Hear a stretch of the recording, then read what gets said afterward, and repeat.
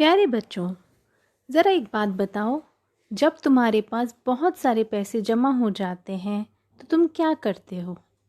Simple सी बात है, कुछ पैसे खर्च देते हो और कुछ पैसे सेव करके रखते हो, संभाल के रखते हो। वो संभालने वाले पैसे आप कहाँ रखते हो? गुल्लक में। और अगर यही काम मम्मी पापा को पैसे संभालने का मिल जाए तो वो कहाँ रखेंगे पैसे संभाल के? या तो थोड़ा सा घर में रख लेंगे, नहीं तो हम जाते हैं बैंक में। अब हम बैंक में पैसे जमा कराने क्यों जाते हैं? Why do we go to bank to deposit our money? हम इसलिए जाते हैं ताकि हमारा पैसा सेफ रहे, और दूसरा हमें ब्याज भी तो मिल जाता है जिसे हम इंटरेस्ट कहते हैं। तो इस वर्कशीट में हम ब्याज के बारे में पढ़ेंगे, क्योंकि हमारा पैसा जो बैंक में है वो बढ़ता है। कैसे बढ़ता है वो भी सीखेंगे। अब कभी कभी ऐसा होता है कि हमें पैसे की ज़रूरत होती है, तब हम बैंक से उधार लेते हैं। उस उधार ली गई राशि को हम ऋण कहते हैं या फिर लोन भी कहते हैं। अब उस पैसे को जब हम वापस करते हैं तो हमें उतना ही पैसा देना नहीं होता, हमें कुछ अतिरिक्त राशि भी देनी होती है, एक्स्ट्रा मनी भी देना होता है, जिसे हम ब्याज कहते हैं या फिर इंटरेस्ट। इंटरेस्ट कई तरीके से निकाला जाता है, पर इस वीडियो में या इस वर्कशीट में हम साधारण ब्याज के बारे में जानेंगे, जिसे हम सिंपल इंटरेस्ट भी कहते हैं। अब सिंपल इंटरेस्ट समझने के लिए हमें कुछ टर्म्स क्लियर होनी चाहिए। पहली चीज़ है मूलधन। मूलधन या प्रिंसिपल अमाउंट, प्रिंसिपल उसको कहते हैं कि जो पैसा हम जमा कराते हैं या फिर उधार लेते हैं।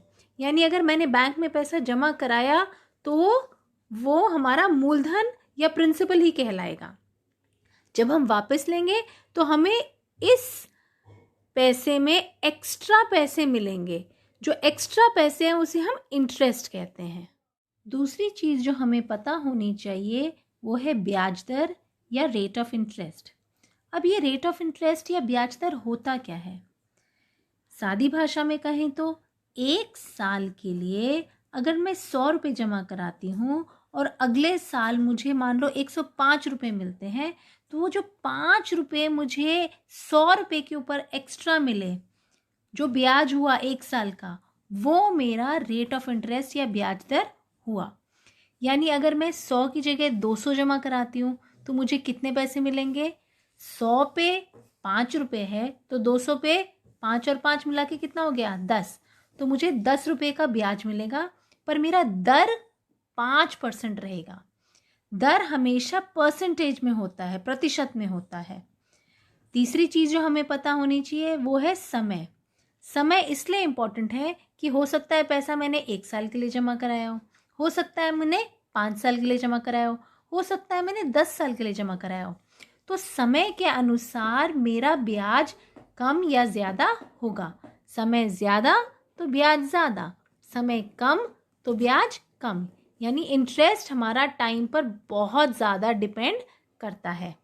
अब साधारण ब्याज या सिंपल इंटरेस्ट का फॉर्मूला होता है P into R into T upon 100। यानी P हमारा जो है प्रिंसिपल अमाउंट, T हमारा टाइम, R हमारा रेट ऑफ इंटरेस्ट। अब क्योंकि वो परसेंट में है इसलिए हमने R/100 लिख दिया। हिंदी में कहें तो मूलधन गुना समय गुना ब्याज दर बटे 100।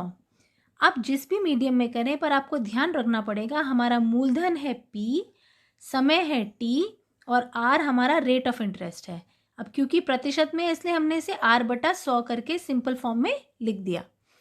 दूसरी चीज़ जो हमें पता होनी चाहिए वो है अमाउंट या मिश्रधन की।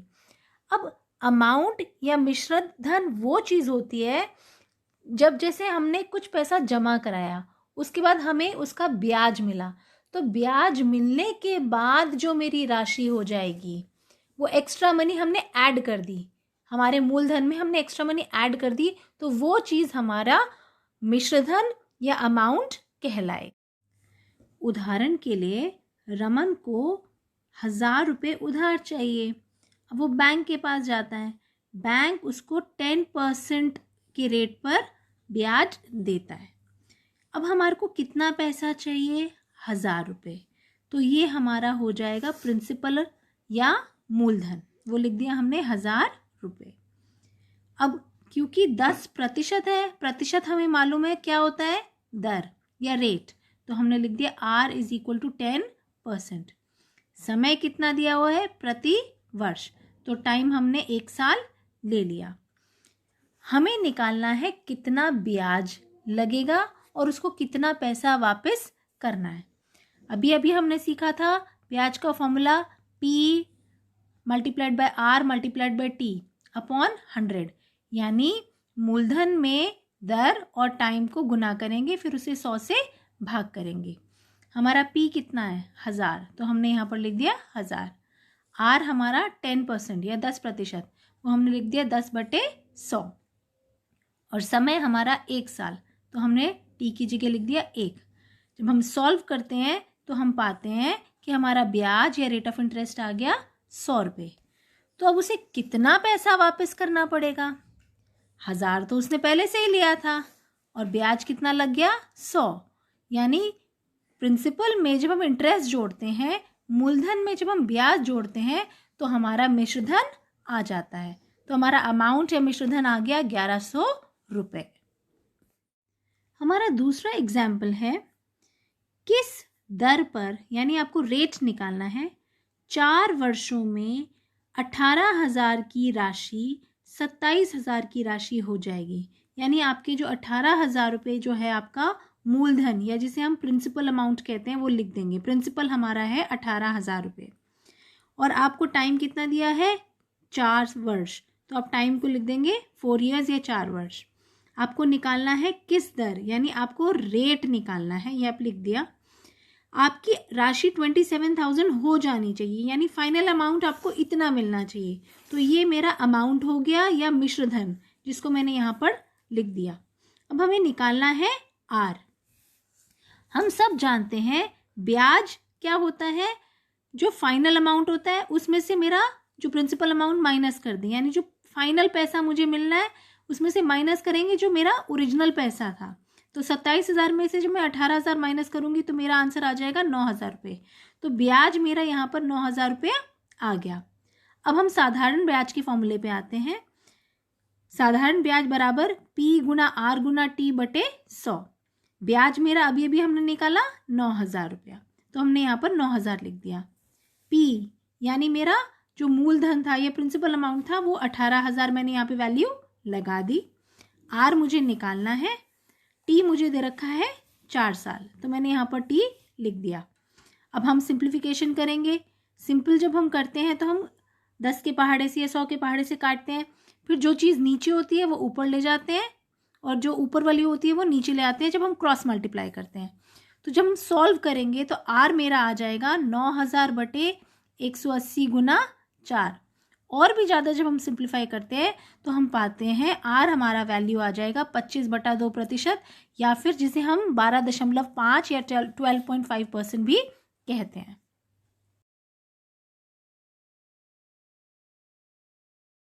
हमारा पहला प्रश्न जो हमें करना है उसमें दे रखा है कि 3,500 रुपीज़ जो हैं वो हमने उधार लिए और 7% जो है हमारी वार्षिक दर है, और टाइम दे रखा है 2 वर्षों बाद कितना साधारण ब्याज देना होगा, यानी आपको इंटरेस्ट निकालना है। तो जो चीज़ें आपको दे रखी हैं वो आप यहाँ पर डाटा लिख देंगे। हमारा जो प्रिंसिपल या मूलधन था 3,500 रुपये, वो हमने यहाँ पर लिख दिया। दर 7%, तो हमने R = 7% यहाँ पर लिख दिया। समय 2 वर्ष, वो हमने यहाँ पर लिख दिया। हमें निकालना है साधारण ब्याज। बहुत आसान है, अब फॉर्मूला लगाएंगे P × R × T अपॉन 100। हमारा P मूलधन हो गया 3,500 रुपये, R की जगह हमने लिख दिया 7 और नीचे आ गया बटे 100, और 2 साल हमारा है तो हमने यहाँ पर 2 से गुना किया। सॉल्व करने पर हमारा आंसर आ जाता है 490 रुपये। हमारा दूसरा सवाल है, हमें कहा गया है रितु ने 7,000 रुपये डिपॉजिट कराए यानी जमा कराए। उसके बाद बैंक ने उसे इंटरेस्ट दिया 6% के दर पर, यानी ये हमारा आर रेट ऑफ इंटरेस्ट या दर 6% हो जाएगी, वो हमने यहाँ पर लिख दिया। हमारा पी था 7,000 रुपये और रेट हो गया 6%। क्वेश्चन है कि हमें कितना अमाउंट वापस मिलेगा, यानी हमारे को फाइनल अमाउंट चाहिए, मिश्र धन निकालना है। तो हम यहाँ पर लिख देंगे अमाउंट हमें निकालना है, ये लिख देंगे। और समय कितना दे रखा है 5 साल, तो हमने टी लिख दिया 5 साल।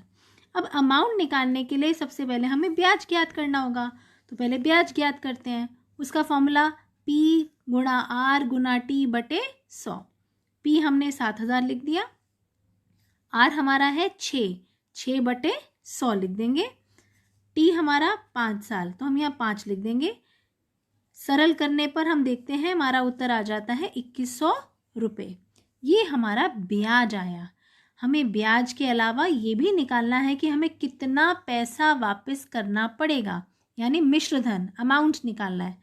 तो 7,000 हमारा ओरिजिनल मनी जो हमने लिया था वो हमने लिख दिया, और ब्याज हमारा है 2100 रुपये, हमने यहाँ पर अभी ज्ञात किया। तो 7,000 में जब मैं 2100 जोड़ूंगी तो मेरा फाइनल आंसर आ जाएगा 9100। हमारा तीसरा सवाल है किस दर पर यानी किस रेट पर, तो हमने रेट के आगे क्वेश्चन मार्क लगा दिया। 2 वर्षों में, यानी समय हमारा 2 वर्ष हो गया। 16,000 की राशि 20,000 की हो जाएगी, यानी 16,000 क्या हो जाएगा हमारा पी प्रिंसिपल अमाउंट, या जिसे हम मूलधन भी कहते हैं, वो हमारा हो गया 16,000 रुपये। और हमारे को फाइनल कितना मिलेगा 20,000, तो हमने अमाउंट यहाँ पर लिख दिया 20,000, हमारा मिश्रधन हो गया 20,000। अब हम जानते हैं हमारा 16,000 से अमाउंट 20,000 हो गया, तो यानी हमारे को कुछ ब्याज मिला होगा। ब्याज कैसे निकालेंगे, इस 20,000 में से हम 16,000 को माइनस कर देंगे, यानी हमारा ब्याज आ गया 4,000 रुपये। अब 4,000 हमने फॉर्मूले में पुट कर दिया, साधारण ब्याज बराबर P गुणा R गुणा T बटे 100। साधारण ब्याज अभी अभी हमने देखा 4,000, P हमारा कितना था 16,000, तो हमने यहाँ पर लगा दिया। R हमें निकालना है, जो हमने रेड कलर से अलग से दिखाया है। समय कितना दे रखा है 2 वर्ष, तो हमने यहाँ पर 2 लगा दिया। अब हम R बटा 100 होता है, इस बात का ध्यान रखना है। अब हम क्या करेंगे, यहाँ पे 100 के पहाड़े से काटेंगे तो 2 जीरो इसके यहाँ के 2 जीरो से कट जाएंगे। तो हमारा R कैसे निकलेगा, 160 को नीचे ले जाएंगे और 2 को भी नीचे ले जाएंगे, जिसको हम क्रॉस मल्टीप्लिकेशन टेक्निक कहते हैं। तो जब हम सॉल्व करेंगे 4,000 को 160 और 2 गुणा 2 नीचे लिख देंगे, तो हमारा फाइनल आंसर जाएगा R बराबर 12.5%। इस बात का ध्यान रखना है कि क्योंकि आप R निकाल रहे हैं तो आपका आंसर हमेशा प्रतिशत में आना चाहिए। हमारा अगला सवाल है, आपको टाइम निकालना है कि जब मेरा पैसा डबल हो जाएगा, और रेट दे रखा है 10% पर एनम, यानी कितने समय में कोई राशि 10% वार्षिक दर पर दुगनी हो जाएगी। तो अगर कोई राशि मुझे नहीं दे रखी तो मैं P को P ही मान लेती हूँ। R मेरा कितना दे रखा है 10%, तो मैंने यहाँ पर लिख दिया। अब मेरी मनी डबल हो गई, यानी मुझे मिलेगा कितना पैसा, जितना दिया था उससे दुगना, यानी मेरा अमाउंट हो गया 2P, P का डबल 2P। समय मुझे निकालना है इसलिए मैंने यहाँ पर क्वेश्चन मार्क लगा दिया। हम सब जानते हैं ब्याज क्या होता है, जो मुझे फाइनल पैसा मिला उसमें से मेरा जो पहले का पैसा था मूलधन था उसको माइनस कर देंगे, यानी 2P में से जब P घटाएंगे तो मेरा आंसर आ जाएगा P। तो साधारण ब्याज भी मेरा P ही आ गया। अब हम साधारण ब्याज के फॉर्मूला जो लगा हुआ है P गुणा R गुणा T बटा 100 में ये सब वैल्यूज पुट कर देंगे। साधारण ब्याज कितना निकाला मैंने अभी P, वो हमने लिख दिया। हमारा मूलधन भी कितना लिखा हुआ था हमने P, वो भी हमने वैसे का वैसे लिख दिया। R हमारा 10% है तो हमने लिख दिया 10 बटे 100, और हमें T निकालना है। हम T को यहीं रहने देते हैं, बाकी चीज़ों को दूसरी तरफ ले जाते हैं। तो 100 ऊपर चला जाएगा, 10 नीचे आ जाएगा। जब हम इसे सॉल्व करते हैं तो P से P कैंसिल आउट हो गया, ये 10 के पहाड़े से तो काटेंगे 10 एकम 10, 10 दम 100, तो ये हमारा T आ जाएगा 10 साल या 10 वर्ष। हमारा आखिरी सवाल है, रोहित ने जो अपने सेविंग अकाउंट यानी बचत खाते में कुछ पैसे जमा किए, अब कितने किए वो हमें नहीं दे रखा है, इसलिए हमने P लिख दिया क्वेश्चन मार्क, यानी हमें निकालना है। 5 साल बाद, यानी टाइम कितना हो गया 5 ईयर्स जो आपने लिख दिया, साधारण ब्याज के रूप में 12,000 रुपये मिले, यानी उसको इंटरेस्ट कितना मिला 12,000 रुपये। तो सिंपल इंटरेस्ट ब्याज हमने लिख दिया 12,000 रुपये मिले। अब आपने इंटरेस्ट की जो दर दे रखी है, जो रेट ऑफ इंटरेस्ट है वो दे रखा है 6% प्रति वर्ष, तो हमने आर लिख दिया 6%। अब आपको निकालना है वो कितनी राशि थी जो उसने जमा की थी, यानी आपको मूलधन या पी निकालना है। हमें साधारण फार्मूला, ब्याज का फॉर्मूला तो सबको याद है, पी गुना आर गुना टी बटे 100। हमने जो ये वैल्यूज़ यहाँ पर डाटा लिखा है वो यहाँ पर फीड इन कर देंगे। तो साधारण ब्याज मेरा था 12,000 रुपये, वो मैंने यहाँ पर लिख दिया। पी की जगह मैं पी लिखी रहने दूंगी क्योंकि मुझे वो ज्ञात करना है। आर की जगह 6 बटे 100 हमने नीचे लिख दिया। उसके बाद समय है 5 साल, यहाँ पर हमने 5 से गुणा कर दिया। अब पी यहीं रहेगा, बाकी चीज़ों को हम क्रॉस मल्टीप्लाई कर देंगे। तो पी बराबर आ जाएगा, ये आपने 12,000 को 100 से गुना किया और 6 और 5 को नीचे पहुँचा दिया। तो जब हम सॉल्व करेंगे तो हमारा फाइनल आंसर आ जाएगा 40,000 रुपये। एक चीज़ जो आपको हमेशा ध्यान रखनी है कि यदि आपको समय महीने में दिया गया हो तो आपने इसे साल में बदलना है। और साल में कैसे बदलते हैं, 12 से भाग करके। यानी जैसे अगर आपको टाइम 3 महीने दिया है तो आपने उसकी जगह 3 महीना नहीं लिखना फॉर्मूले में, आपने इसको पहले साल में बदलना है। साल में बदलने के लिए आप क्या करते हैं, 12 से डिवाइड करते हैं। तो आप टाइम लिखेंगे 3/12 साल, जिसको हम सॉल्व करें तो 1/4 भी लिख सकते हैं। यदि आपको टाइम दिनों में दिया हो, जैसे 200 दिन, तो भी आपको समय दिनों से कन्वर्ट करके साल में बदलना है। तो साल में कैसे बदलते हैं, एक साल में कितने दिन होते हैं, 365 दिन। तो यानी अगर आपको 200 दिनों को साल में बदलना होगा तो आप 200 को 365 से डिवाइड कर देंगे। तो आपका उत्तर 40/73 सरल करने पर आ रहा है। पर ध्यान देने वाली बात है कि समय को आपने हमेशा साल में कन्वर्ट करके ही फॉर्मूले में इस्तेमाल करना है।